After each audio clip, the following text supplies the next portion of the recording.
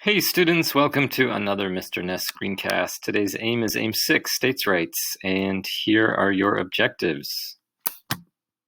Pause the video, make sure you have your vocab sheet in front of you and something to write with.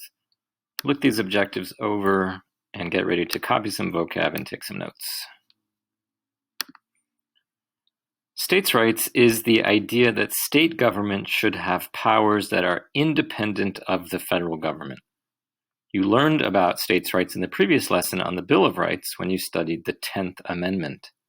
States' rights relates directly to the idea of federalism as well as to the debate between Federalists and Anti-Federalists at the Constitutional Convention. In that debate, it was the Anti-Federalists who were the supporters of states' rights. The Anti-Federalists wanted a weak federal government and strong state governments.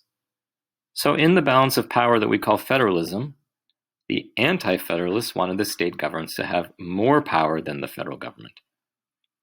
And that's what states' rights is all about. The issue of states' rights has caused conflict throughout all of U.S. history. Probably the most famous clash was during the Civil War, when people in southern states felt that the federal government was trying to prevent them from owning slaves. You'll learn more about that later in the year. Today, we're going to look at two conflicts over states' rights that happened early on in U.S. history during the critical period. The first conflict is called the Whiskey Rebellion, which involved people in Pennsylvania refusing to pay taxes to the federal government. The second is called the Virginia and Kentucky Resolutions, and that involved people in those two states, Virginia and Kentucky, refusing to follow a federal law. In both cases, people were resisting the power of the federal government. These conflicts are important because they contributed to the growth of the first political parties in the United States. The Federalists formed their own political party called the Federalist Party, while the Anti-Federalists changed their name and formed a party called the Democratic Republicans. These two parties disagreed about the exact same thing that the Federalists and the Anti-Federalists had disagreed about at the Constitutional Convention, and that was the balance of power between the federal government and the states. The Federalist Party preferred a stronger federal government, while the Democratic Republican Party preferred stronger state governments. Before I go back to the two conflicts over states' rights, let's review some important people that you're going to hear about in the video and learn which of the political parties they belong to.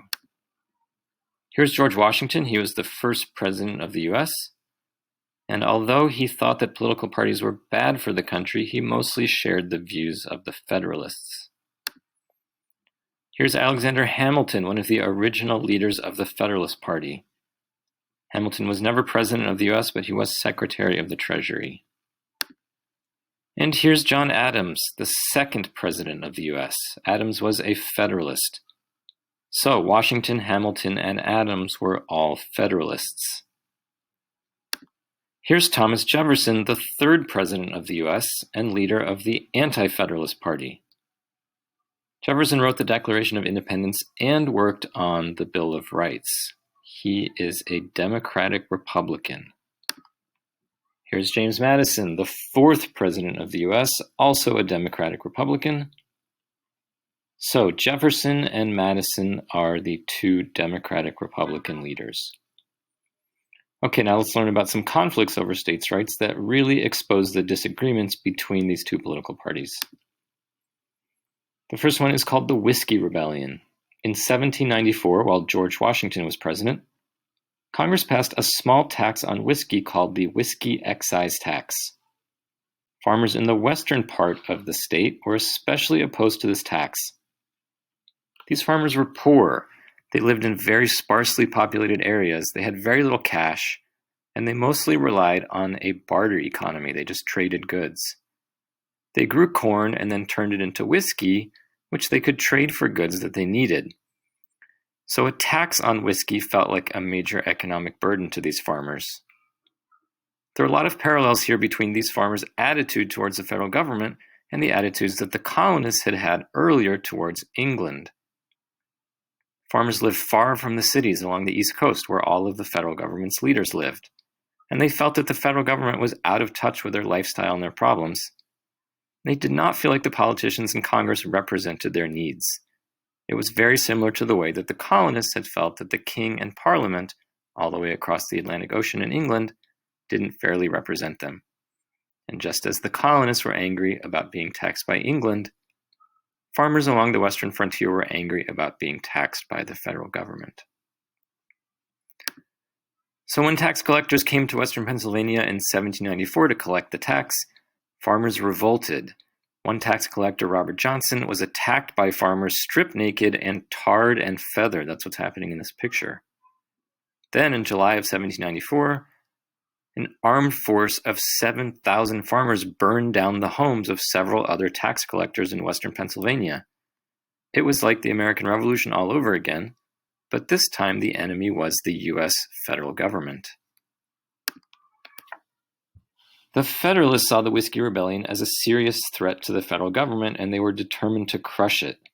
President George Washington sent an army of 13,000 soldiers to Pennsylvania, causing most of the farmers to give up.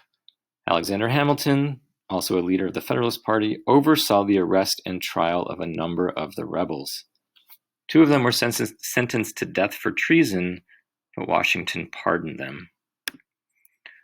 The Whiskey Rebellion demonstrated that some citizens, especially poor people on the western frontier, viewed the federal government as their enemy.